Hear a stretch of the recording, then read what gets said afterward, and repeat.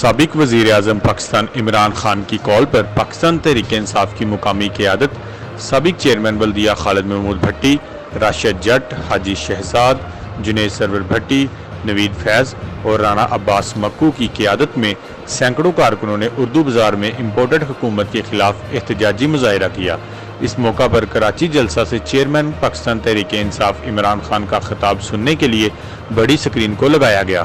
پاکستان تحریک انصاف کے کارکنان پارٹی ترانوں پر جھومتے رہے اور حکومت اور امریکہ کے خلاف سخت نعرے بازی کی۔ کارکنوں کا کہنا تھا کہ ہم اس امپورٹڈ حکومت کو کسی بھی صورت تسلیم نہیں کرتے، یہ حکومت چند دن کی مہمان ہے۔